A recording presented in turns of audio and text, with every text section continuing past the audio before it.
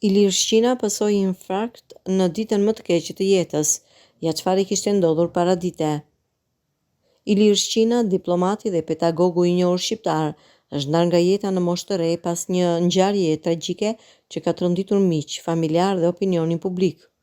Sipas informacioneve zyrtare të konfirmuara nga familjar të afërt, Shqina pasoi një infarkt të rënd në ditën e funeralit të nënës së tij dhe pas 3 ditësh në koma ndroi jetë më 6 qershor 2025.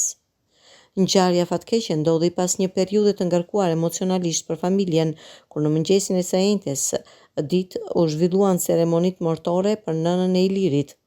Vetëm disa orë pas varrimit, ai u rrëzua papritur për shkak të një krize kardiake dhe u dërgua menjëherë në spital. Për 3 ditë me radhë ndodhej në gjendje kome, ndërsa familjarët e tij qëndruan pranë në një pritje të dhimbshme që përfundoi me ndarjen e tij nga jeta. Ilir Shqina ishte një emër i njohur në shërbimin diplomatik shqiptar. Ai ka mbajtur disa pozicione në Ministrinë e Punëve të Jashtme dhe në përfaqësitë diplomatike të Shqipërisë jashtë vendit. Krahas karrierës së tij si diplomat, ai ishte edhe një pedagog i respektuar, i angazhuar në formimin e brezit të ri të profesionistëve.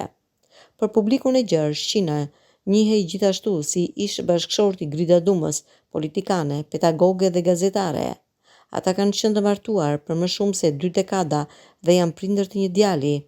Megjithse rrugët e tyre janë ndarë zyrtarisht prej disa vitesh, marrëdhënia mes tyre ka qenë e qetë dhe korrekte, sidomos për hir të rolit prindëror që ndanin.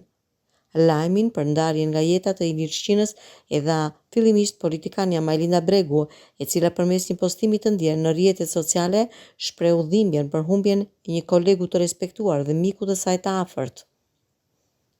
Ajo e kujtoi si një njeri të heshtur, të mençur, korrekt dhe me përkushtim të thellë ndaj detyrës publike. Edhe figura të tjera nga fusha e diplomacisë, akademisë dhe politikës kanë shprehur ngushëllimet e tyre për ndarjen e parakohshme të Ilirit.